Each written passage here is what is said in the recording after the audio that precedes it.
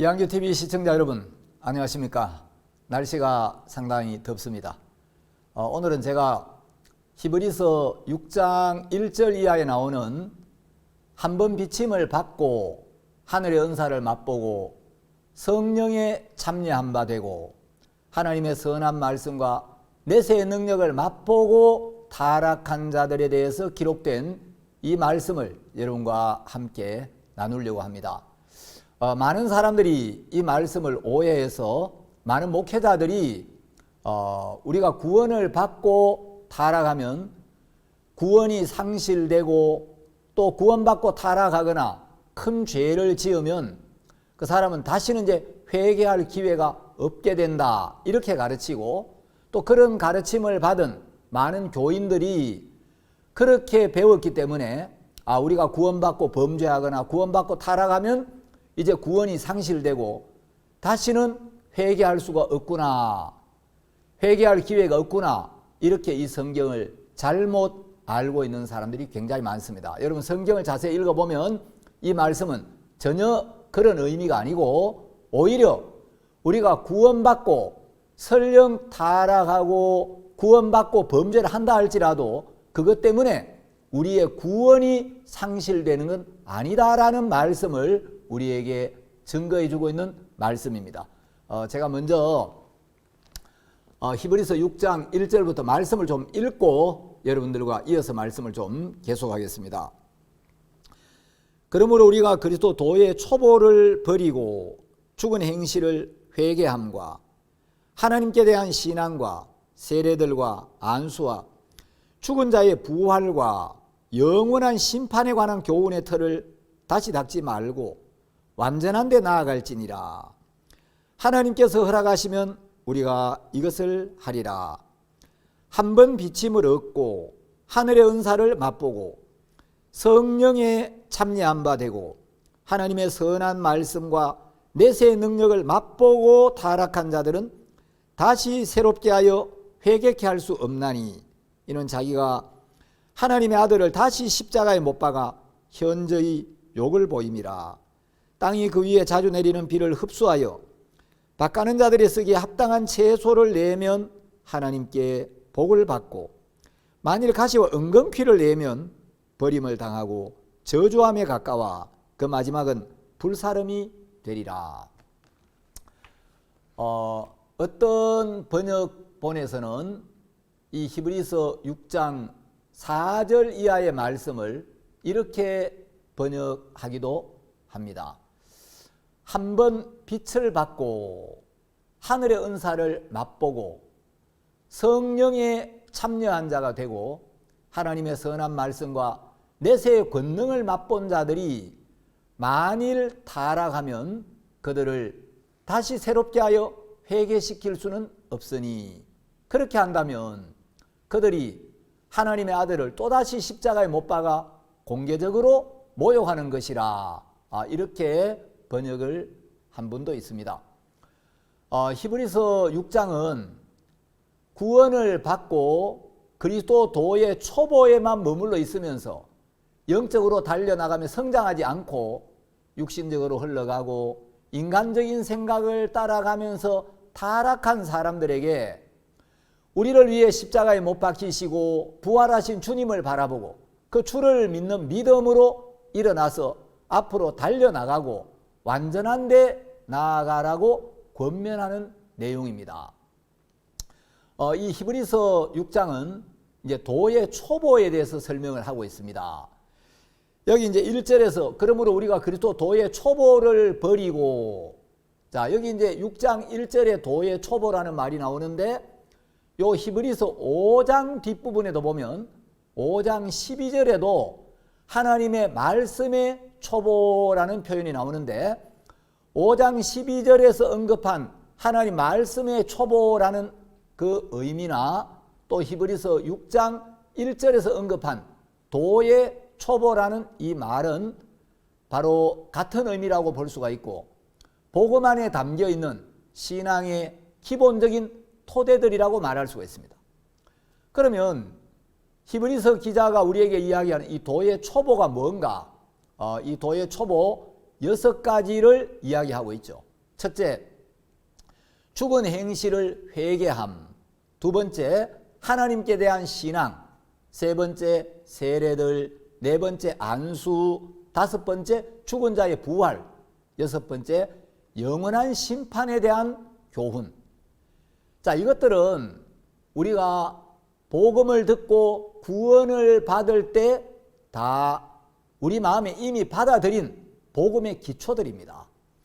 자, 이것들 중에 어느 하나라도 믿어지지 않으면 구원을 받을 수가 없죠. 그런데 이제 히브리서 기자는 이 도의 초보를 버리라는 것입니다. 그래서 6장 1절에 보시면 그러므로 우리가 그리스도 도의 초보를 버리고, 자, 여기서 도의 초보를 버리라는 것은 이런 복음의 기초들이 불필요하니까 폐기시키라는 말이 아니고 도의 초보에만 머물러 있지 말고 초보에서 나아가야 한다는 말입니다.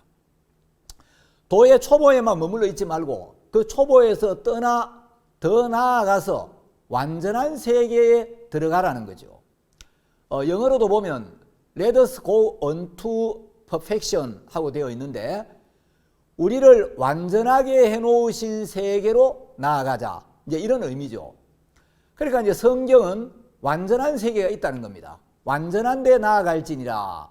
이 완전한 세계가 있는데 결코 정죄함이 없는 세계, 영원히 온전케 된 세계, 영원히 의롭고 깨끗하고 죄가 없어지는 그 세계, 모든 죄와 육신이 끝난 세계가 있다는 거죠. 그래서 우리가 도의 초보에서 떠나 그 세계로 나아가야 한다, 이야기를 하고 있는 겁니다. 히브리서 6장 1절에서 2절에 언급한 6가지 도의 초보들에 대한 항목들은 우리 구원의 기초가 되는 것들로, 우리가 구원받을 때 이미 우리 마음에 받아들여진 것들입니다. 우리가 구원을 받을 때 이 터는 이미 우리 마음 안에 닦여져 있기 때문에 이 터를 다시 닦아야 할 필요는 없다는 거죠. 하나님께서 허락하시면 우리가 이 도의 초보를 버리고 이 도의 초보에서 떠나 완전한 세계로 나아갈 수 있고 완전한 세계로 들어갈 수 있다는 거죠. 그리고 이제 히브리서 6장 4절과 5절은 구원받은 사람에 대하여 언급을 하고 있습니다. 한 번 비추임을 얻고 하늘의 은사를 맛보고 성령에 참여한 바 되고 하나님의 선한 말씀과 내세의 능력을 맛본 사람들, 자, 이 사람들은 분명히 구원받은 사람들입니다. 자, 여기서 이제 한 번 비침을 얻었다는 것은 흑암의 권세 아래 있던 우리 마음에 빛 대신 예수님이 임하셨다는 거죠. 자, 이 말씀은 히브리서 10장 32절에 보면 전날에 너희가 빛을 받은 후에라는 말씀이 있는데 이 말씀과 같은 의미입니다. 빛을 받고 고난의 큰 싸움에 참았던 이 사람들은 분명히 구원을 받은 사람들이죠.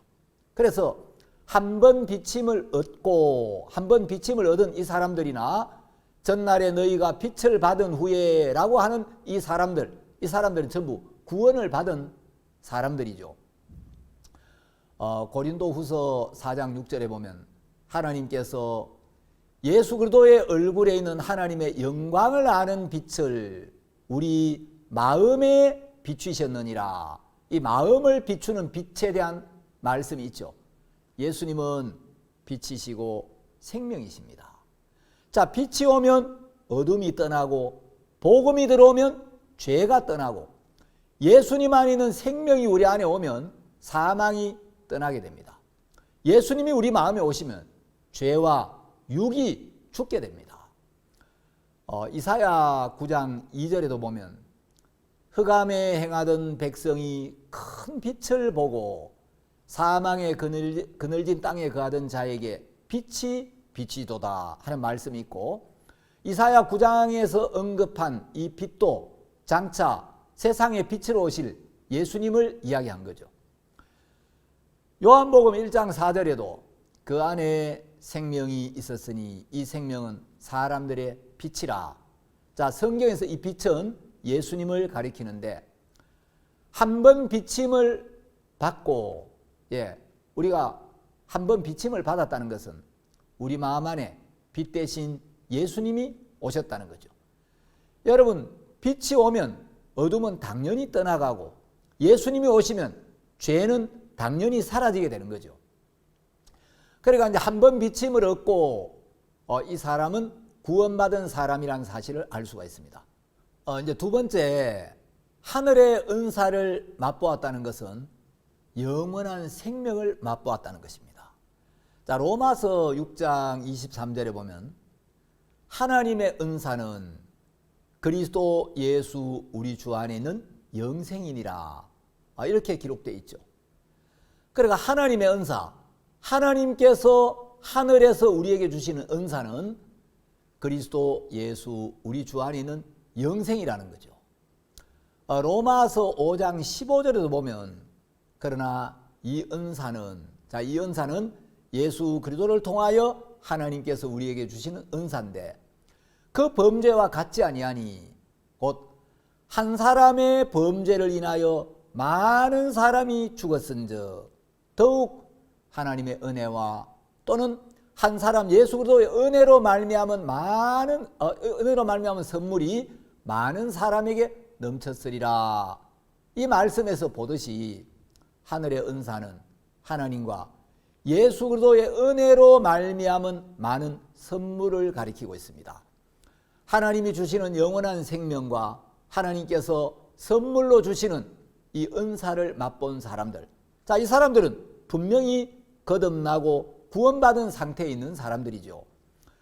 거듭나지 못한 사람들이 하늘의 은사를 맛본다는 건 불가능한 일이죠. 자, 세 번째, 이제 성령에 참여한 사람들. 여러분, 성령에 참여하는 일은 거듭나야만 가능한 일입니다. 사도행전 2장 38절에 보면 죄 사함을 얻으라 그리하면 성령을 선물로 받으리니 하고 하나님이 약속을 하셨습니다. 우리 마음에 있는 죄를 사함 받을 때, 우리 마음에 있는 죄를 깨끗하게 씻을 때 성령이 우리 마음에 임하시게 되고 그때 우리는 성령에 참여하게 됩니다. 거듭나지 아니하는 자연인은 모두 육에 속한 사람들이고 우리가 죄 사함을 받고 의인으로 거듭날 때 약속하신 성령이 우리 마음에 오셔서 이제 우리 안에서 일을 하기 시작하시고 우리를 인도하시기 때문입니다. 성령은 결코 죄인 안에 임재하지 않습니다. 아까 제가 사도행전 2장 38절 말씀을 잠깐 드렸는데 사도행전 2장 38절에는 죄 사함을 얻을 때 성령이 우리 마음에 임한다고 분명히 말씀하셨기 때문에 우리가 죄 사함을 받아 의롭고 거룩하게 되지 않으면 절대로 그 마음에는 성령이 임할 수 없고 성령이 임하지 않으면 성령에 참여할 수가 없죠. 자, 이제 5절에는 하나님의 말씀의 능력을 맛본 사람에 대한 언급이 나오죠. 자, 말씀을 맛본다는 것은 말씀의 능력을 맛본다는 겁니다. 이건 개인적으로 하나님의 말씀의 능력을 경험했다는 거죠. 복음의 말씀을 받아들이면 자기 마음의 모든 죄가 씻어지고 그 말씀대로 역사하시는 하나님의 은혜와 능력을 실제로 맛보게 됩니다. 자, 데살로니가 전서 1장 5절에 보면 이는 우리 복음이 말로만 너희에게 이른 것이 아니라 오직 능력과 성령과 큰 확신으로 되었다고 이야기를 합니다. 자, 여기서 이제 또 내세의 능력을 맛본다는 것은 십자가의 보혈과 부활의 능력을 증가하는 말씀이 믿어져서 의롭게 되고 우리가 이 세상을 떠나서 이제 오는 세상에 가게 될 그 천국과 지옥의 실제를 증거하는 그 말씀이 마음에 믿음으로 임했다는 거죠. 성경은 우리가 살고 있는 이 세상이 전부가 아니고 오는 세상, 내세가 있다고 여러 곳에서 언급하고 있습니다. 에베소서 1장 21절에 보면 이 세상뿐 아니라 오는 세상 이런 표현이 있습니다. 오는 세상, 그게 내세죠. 또 마가복음 10장 30절에 보면 금세라는 말씀이 나오고 또 내세에 받는 영생이 있다고 이야기를 하고 있습니다. 누가복음 16장에 그 부자와 나사로에 관한 말씀은 내세의 모습을 우리에게 잘 보여주고 있습니다. 누가복음 23장에서 예수님과 함께 십자가에 못 박혔다가 구원을 받고 낙원으로 간 한 강도는 내세에 자기 영혼을 구원하실 예수님의 능력을 믿고 예수님의 약속을 받았습니다. 그 강도는 이렇게 이야기하죠. 누가복음 23장 42절에 보면 예수여 당신의 나라에 임하실 때에 나를 생각하소서. 그건 이 세상을 말하는 게 아니고 내세를 말하는 거죠. 그런데 이제 6절에 보면 이제 앞에서 언급한 이 구원은 이제 앞에서 언급한 사람들은 구원받은 사람들인데 히브리서 6장 4절 5절에서 언급한 이 사람들은 구원을 받은 사람들인데 이제 6절에는 이 구원을 받고 타락한 사람들에 대한 말씀이 나옵니다. 그래서 한번 비침을 얻고 하늘의 은사를 맛보고 하나님의 성령에 참여한 바 되고 하나님의 선한 말씀과 내세의 능력을 맛보고 타락한 자들. 자, 여기 이제 구원받고 타락한 사람들에 대한 말씀이 나오는데 여기 이제 타락이란 말은 영어로는 이제 fall away라고 되어 있는데 이 헬라어로는 이 파라핍토라고 하는데 이 말의 뜻은 길에서 가다가 넘어진다는 뜻입니다. 타락했다는 것은 길을 가다가 넘어졌다는 거죠. 그래서 이 타락한 자들, 구원받고 타락한 자들은 다시 새롭게 하여 회개케 할 수 없다. 자, 이 말씀을 어떤 성경 번역본에서는 첫 회개로 돌아갈 수 없다. 이렇게 번역을 했습니다. 여러분, 성경에서 말하는 타락은 도덕적인 타락을 말하는 게 아니고 영적인 타락을 말하는 것인데 이거는 성도들이 하나님의 말씀을 떠나 육신의 생각을 따라가는 삶, 하나님을 믿는 믿음에서 떠나 인간적인 지혜나 인간적인 방법이나 인간적인 욕망에 이끌리는 걸 말합니다. 구원을 받은 그리스도인들이 주님의 음성을 듣고 주님을 믿는 믿음으로 살아야 하는데 구원받은 성도들이 사탄에게 속아서 하나님보다 자기를 더 신뢰하고 육을 따라가는 이것이 바로 타락입니다. 디모데전서 4장 1절이나 6장 10절에 보면 믿음에서 떠나 이런 표현이 있습니다. 자, 믿음에서 떠난 것, 그게 바로 타락입니다. 또 디모데전서 5장 8절에 보면 믿음을 배반한 자 이런 말씀이 있고 디모데전서 5장 12절에도 보면 믿음을 저버렸으므로 이런 말씀이 있습니다. 여러분, 믿음에서 떠난 사람, 믿음을 배반한 사람, 믿음을 저버린 사람, 그게 바로 타락한 사람입니다. 자, 성경에 나오는 최초의 타락은 창세기 3장에서 아담으로부터 시작이 됐죠.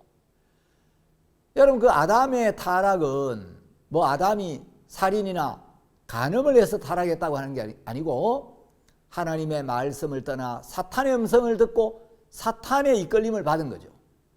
바꿔 말하면 하나님의 말씀보다 자기 판단을 더 신뢰하는 게 타락이고 그게 바로 근본 죄라는 겁니다. 히브리서 6장 6절에서 언급한 이 사람들은 다시 새롭게 하여 회개케 할 수 없는 사람들이라고 성경은 이야기를 하고 있죠. 자, 많은 사람들이 이 말씀을 오해해서 구원받고 타락하면 다시 새롭게 하여 회개케 할 수 없다고 이야기하지 않았느냐.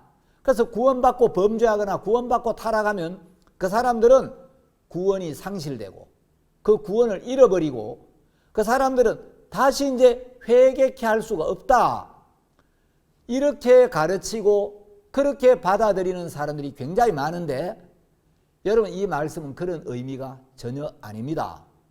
많은 목회자들이 이 말씀을 잘못 가르치고 그러다 보니까 교인들이 이 말씀을 오해해서 구원받은 사람이 큰 죄를 지어 타락하면 구원이 상실된다고 가르치는 말씀으로 알고 있는 사람들이 많습니다.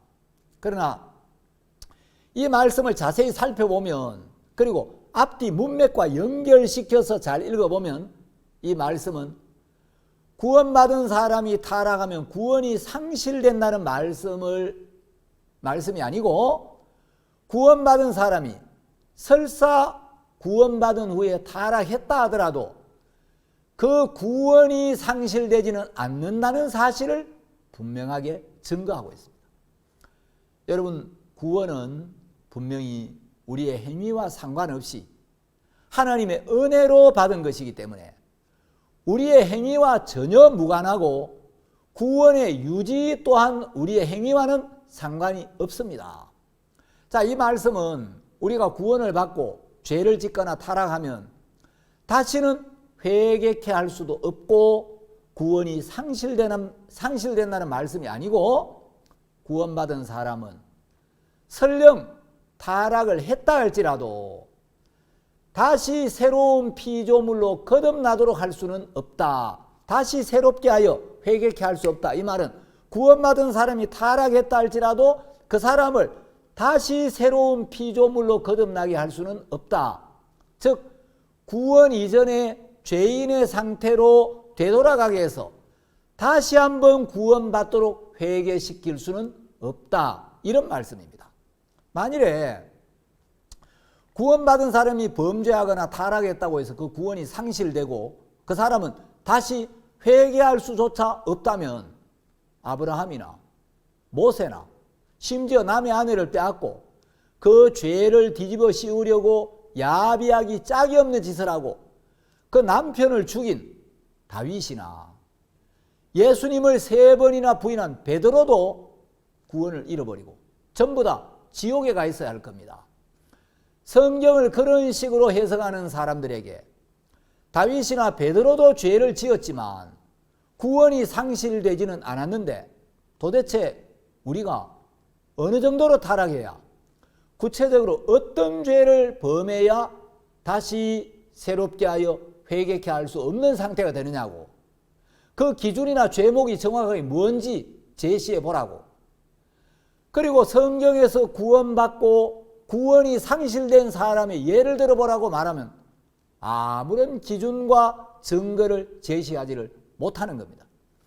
그런 교리는 복음의 기초를 하나님의 온전한 은혜 위에 두는 것이 아니라 인간의 행위 위에 두게 해서 복음의 기초 자체를 무너뜨리는 아주 잘못된 교리입니다. 그런 교리는 비성경적이고 비복음적인 교리입니다. 우리가 정말 주님의 은혜로 영원한 속죄의 복음을 받아들여서 구원을 받았다면, 설령 우리가 그 후에 실수를 하고 악을 저지르고 주님 앞에 때때로 부끄러운 삶을 산다고 할지라도 그로 인해 우리 영혼의 구원을 잃어버릴 수는 없다는 명백한 증거를 고린도전서 5장을 통해서 제가 여러분들에게 제시를 해드리겠습니다. 자, 고린도전서 5장 1절에서 3절에 보면 이런 말씀이 있습니다.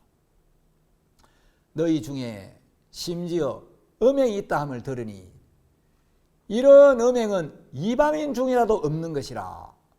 누가 그 아비의 아내를 취하였다 하는도다. 그리하고도 너희가 오히려 교만하여져서 어찌하여 통한이 여기지 아니하고 그 일 행한 자를 너희 중에서 물리치지 아니하였느냐. 내가 실로 몸으로는 떠나 있으나 영으로는 함께 있어서 거기 있는 것 같이 이 일 행한 자를 이미 판단하였노라. 이런 말씀이 있습니다. 여러분, 고린도 교회 안에 어떤 형제라는 사람, 구원받았다는 사람이 입에 담기조차 부끄러운 죄를 지었습니다. 누가 그 아비의 아내를 취하였다는 거죠. 여러분, 아비의 아내는 누굽니까? 어머니죠. 아마 성경학자들은 친어머니는 아닐 거라고 뭐 이렇게 추측을 하는 사람도 있는데, 어쨌든 어머니와 아들 사이에 근친 상간이 있었다는 겁니다. 그런데도 고린도 교회 안에서는 그 사람을 엄히 꾸짖고 징계하거나 내어 쫓지도 않았다는 거예요. 구원받은 사람이라도 영의 인도를 받지 않고 육을 따라 살면 다윗처럼 간음도 하고 살인도 할 수 있습니다. 그런데 이 고린도 교회 안에 있었던 이 음행은 좀 특별한 음행이었습니다.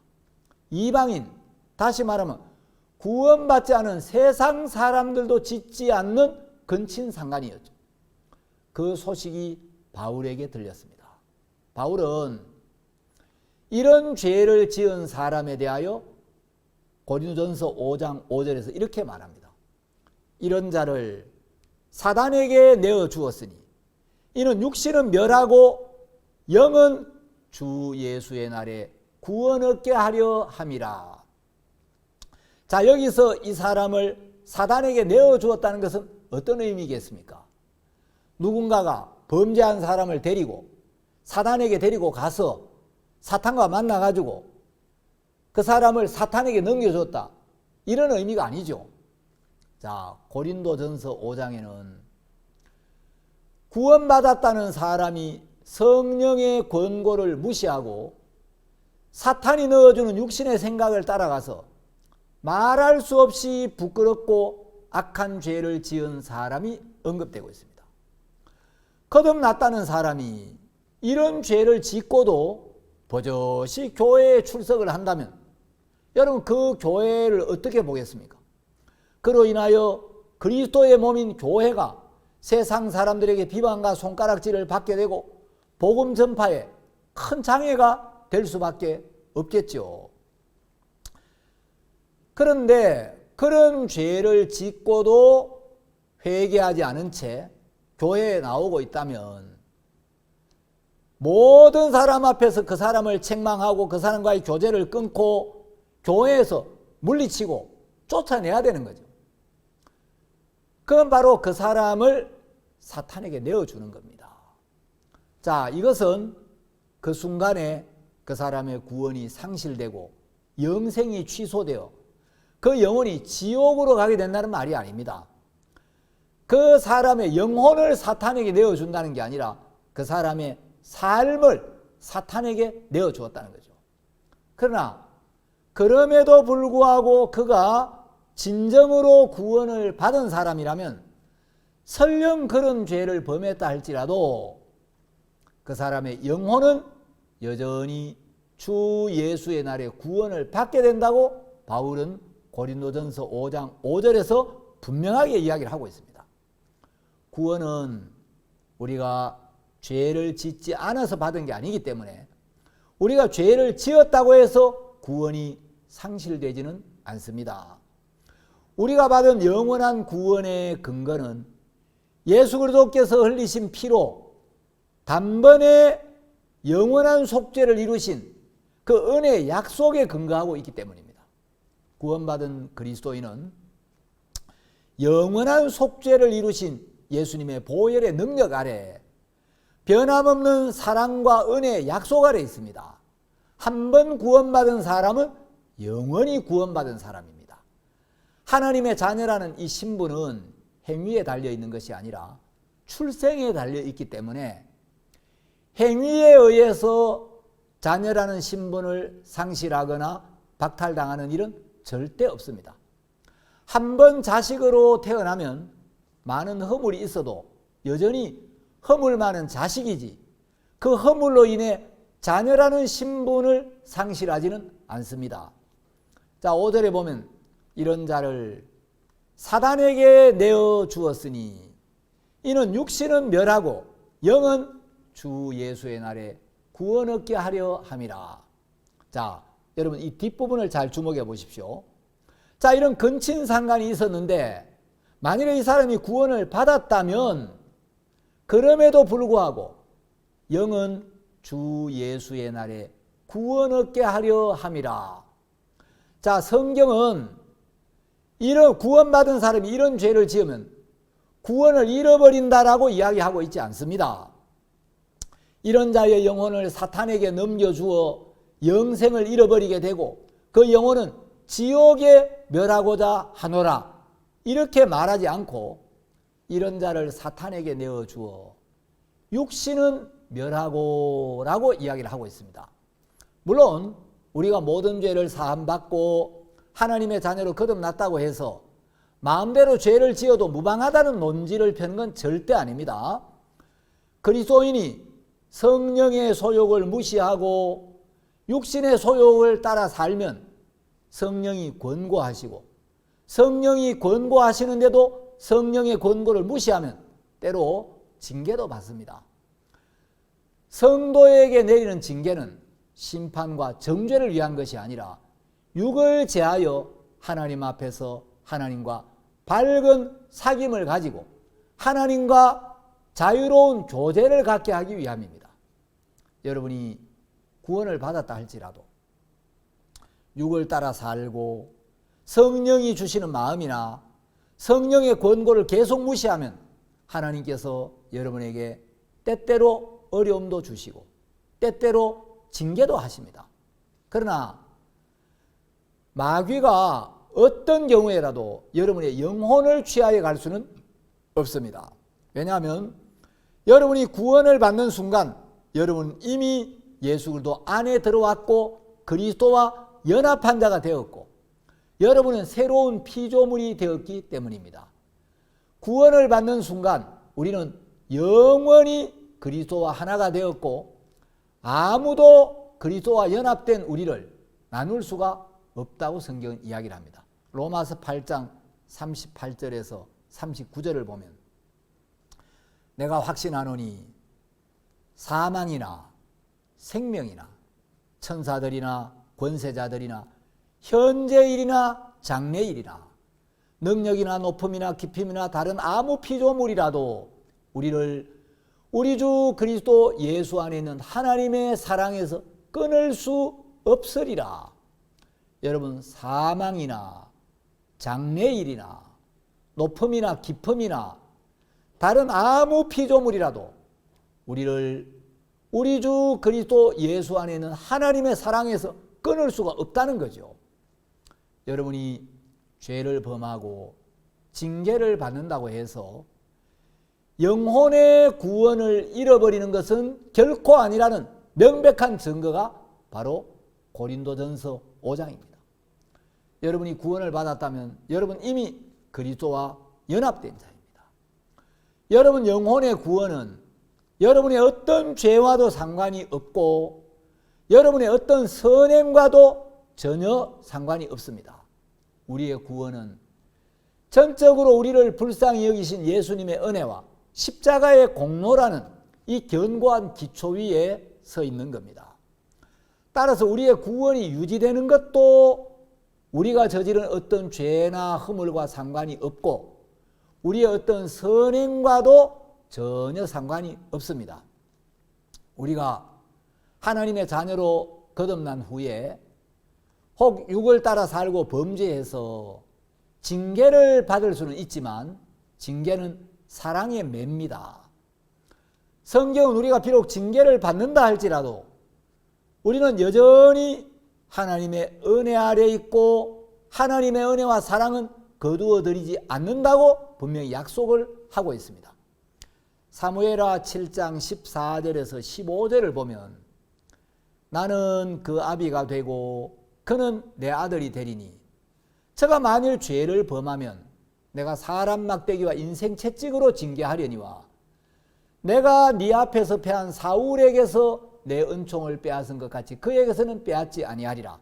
자, 여기 나는 그 아비가 되고 그는 내 아들이 되리니 우리가 죄사함을 받고 거듭나면 이제 하나님 우리 아버지가 되고 우리는 하나님의 자녀가 되는데 자, 하나님의 자녀가 된 뒤에 죄를 범하면 하나님께서 사람 막대기와 인생 채찍으로 징계는 하지만 은총은 절대로 빼앗지 않는다라고 약속을 하신 거죠. 그것은 이제 구원받은 하나님의 자녀에 대한 하나님의 사랑과 은혜는 영원히 지속된다는 거죠. 비록 매를 맞아도 그 은혜와 사랑은 절대로 거두어들이지 않습니다. 여러분, 이 말은 죄를 마구 지어도 무방하다는 의미는 절대 아닙니다. 자, 사랑하는 아들이 어그러진 길로 가고 마귀에게 속아서 아버지와 멀어지고 악하게 살 때 아버지가 권고를 하시죠. 아버지가 권고해도 마음을 돌이키지 않으면 이제 매를 대서 아프게 해서라도 잘못된 길에서 불행과 멸망으로 가는 길에서 돌이키도록 해주는 게 아버지의 사랑이죠. 자식이 저주의 길로 망하는 길로 가는 걸 보면서도 그냥 내버려 두는 건 사랑이 아니죠. 그런 사람은 아버지가 아니죠.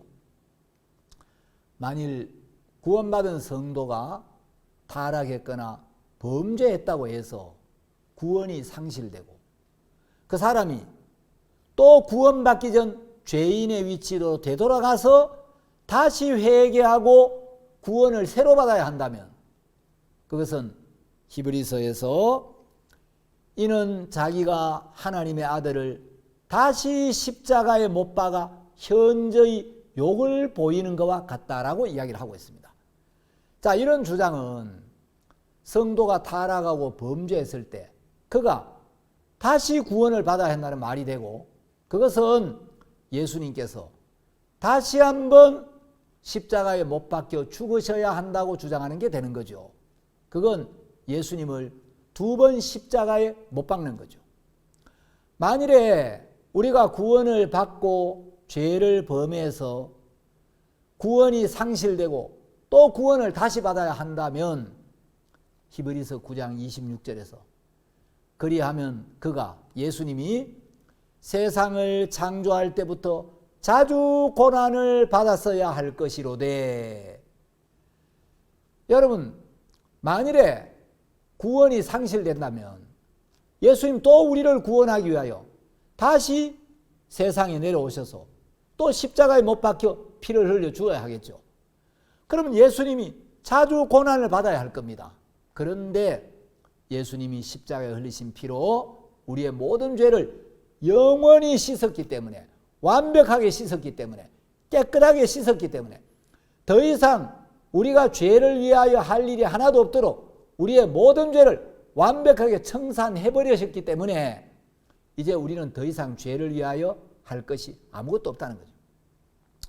만일에 우리가 구원받고 타락하고 구원받고 범죄했다고 해서 다시 이제 구원이 상실되고 또 우리가 다시 구원을 받아야 한다면 그건 예수님을 다시 십자가에 못 박아야 한다라고 주장하는 것과 같고 그 얼마나 악한 주장입니까? 그거는 십자가에서 우리의 모든 죄를 영원히 사하셨다는 복음의 진리를 부인하는 거죠. 이런 주장은 예수님이 하늘에서 또 한 번 내려오셔서 또 한 번 십자가에 달려 그 참혹한 고통과 죽음을 당해야 한다고 말하는 것과 같은 겁니다. 이게 얼마나 악한 주장입니까?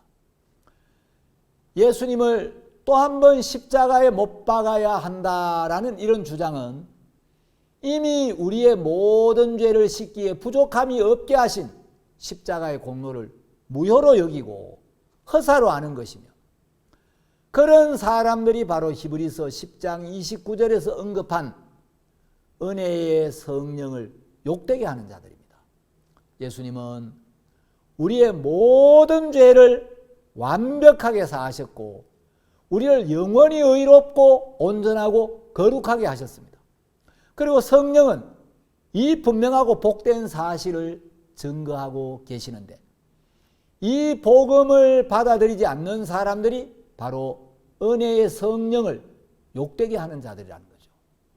우리가 구원을 받고 말씀을 떠나 주님과 다른 마음, 육신을 따라갔을지라도 다시 구원을 받아야 하는 게 아니라 그 자리에서 바로 이 죄를 위해 나의 모든 죄와 허물을 위해 십자가에 못 박혀 주신 예수님을 바라보고 그 모든 죄와 허물을 영원히 씻어주신 십자가를 바라보고 그 사랑을 힘입어 일어나 달려나가면 된다는 거죠. 자, 예를 들어서 이제 1000m 달리기를 하는데 이 달리기를 하는 사람이 출발점에서 스타트를 해서 막 달려가다가 넘어졌다고 해봅시다. 그러면 지금까지 달려온 것은 다 무효가 되어버리고 다시 출발점 이전으로 되돌아가서 새로 출발해야 되느냐? 아니라는 거죠. 그 자리에서 벌떡 일어나서 바로 결승점을 향하여 힘껏 달려나가면 되는 거죠. 그렇듯이 구원받은 성도가 믿음으로 달려가다가 육으로 흘러가고 세상에 빠지고 인간적인 생각이나 자기 보기에 옳고 선한 생각을 따라 살았다 할지라도, 다시 말하면 구원받은 그리스도인이 타락했다 할지라도 다시 새로운 피조물로 거듭나도록 구원받기 이전의 죄인의 위치로 회개시킬 수는 없다는 거죠. 그래서 구원받고 타락한 자들은 다시 새롭게 하여 회개케 할 수 없나니, 여러분 달려가다가 넘어졌다고 해서 다시 출발점 이전으로 되돌아가게 해서 새로 출발하도록 돌이키게 할 수는 없다. 그렇듯이 구원받은 그리스도인이 타락을 했다 할지라도 십자가를 바라보고 다시 일어나서 달려나가면 되는 거지, 구원이 상실되고 다시 새로운 피조물로 거듭나도록 회개시키는 건 불가능하다. 자, 이 말씀은 어떤 경우에도 구원이 상실될 수가 없다는 거죠. 자, 이렇게 여러분이 성경을 이해하면 그 다음에 이어지는 6절, 7절 말씀과도 자연스럽게 연결이 됩니다. 자, 6절과 7절은 마치 땅이 하늘에서 내리는 비를 받아들이면 채소와 과목을 내듯이 구원받은 사람이 구원받은 후에 자기를 부인하고 영의 인도를 받으면 영적인 것들이 나타나고 영적인 열매가 맺히지만, 구원받은 사람이 자기를 신뢰하고 육신을 따라 살면서 육으로 말미암은 가시와 은근퀴를 내게 되면 그 육에서 나온 것들은 다 불살라진다고 성경은 이야기를 하고 있습니다. 자, 여러분 여기 가시와 은근퀴가 나오는데 이건 이제 육의 소산을 이야기하죠. 자, 성경에서 가시와 은근퀴는 언제부터 나타나기 시작합니까? 창세기 3장 18절에 처음으로 가시와 은근퀴가 나타납니다. 인간이 하나님 안에 있었을 때, 하나님의 인도를 받을 때는 채소와 과목을 냈습니다. 그런데 인간이 사탄의 음성을 듣고 하나님의 말씀을 버리고 선악과를 따먹은 뒤부터 땅은 가시와 은근퀴를 내기 시작했죠. 창세기 3장 17절에 보면 인간이 범죄한 뒤에 땅은 저주를 받았습니다. 그리고 창세기 3장 18절에서 땅은 가시와 은근퀴를 내기 시작합니다. 가시와 은근퀴는 저주받은 땅, 다시 말해 저주받은 인간의 육신에서 나오는 것들, 육의 소산을 말하고 있습니다. 우리가 구원을 받았어도 하나님의 말씀을 떠나 육을 따라 살 때는 우리 삶 속에서 육의 열매밖에 나올 수가 없습니다. 성경에도 구원은 받았지만 육을 따라 산 사람들, 육으로 흘러가는 사람들이 굉장히 많이 나오죠. 자, 육신의 생각은 하나님과 원수가 되기 때문에 비록 구원을 받았어도 육을 제하지 않으면 육신의 열매밖에 나올 수가 없습니다. 육을 쫓는 삶은 결국 하나님께 버림을 당하고 육의 소산인 가시와 은근퀴는 마지막에 불사름을 당하게 됩니다. 자, 여기서 하나님께 버림을 당한다는 것은 영혼의 구원이 취소된다는 말이 아니라 삶 속에서 하나님의 은혜를 입거나 하나님께 쓰임을 받지를 못하게 된다는 거죠. 버림을 당한다는 것은 영혼의 구원이 취소된다는 의미가 아닙니다. 그건 하나님의 뜻에 합당하게 쓰임을 받지 못하고 쓸모없는 그리스도인이 되고 만다라는 뜻이고, 그 육을 따라 산 것들, 육에서 나온 것들, 육의 소산들은 모두 마지막 날 다 버려지고 불살라지게 된다는 거죠. 여기서 이제 이 타락한 사람들이 버림을 당한다. 자, 하나님의 말씀을 받아들이면 채소와 과목을 내는데 하나님 말씀을 받아들이지 아니하면 버림을 당한다는 것은 고린도전서 9장 27절에서 바울이 내가 내 몸을 쳐 복종하게 함은 내가 남에게 전파한 후에 도리어 자기가 버림이 될까 두려워함이로라. 자, 이 바울이 내가 남에게 전파한 후에 도리어 자기가 버림이 될까 두려워한다고 했습니다. 여기 바울도 버림이 된다라는 표현을 썼는데 이것은 바울이 그 영혼이 버림을 당한다는 게 아니고 바울이 구원이 취소된다는 의미가 아닙니다. 여러분, 바울이 남에게 복음을 전파한 후에, 남에게 말씀을 전파한 후에 설령 바울이 자기 육을 따라갔다고 해서 구원이 취소될 수는 없는 거죠. 왜냐하면 바울의 구원은 자신의 행위에 기초한 것이 아니라 영원 불변하는 하나님의 은혜와 보혈에 기초한 것이기 때문입니다.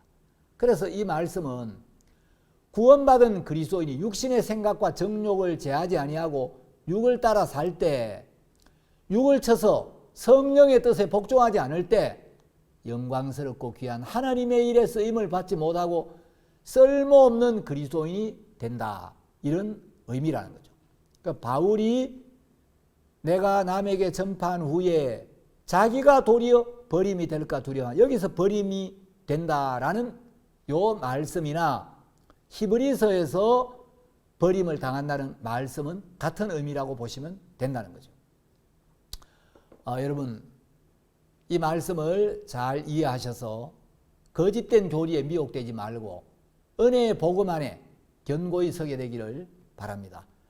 공감하시는 분들은 구독 신청과 좋아요를 눌러주시고 댓글로도 여러분의 마음을 표현해 주시면 감사하겠습니다. 감사합니다. 다음 시간에 또 뵙겠습니다.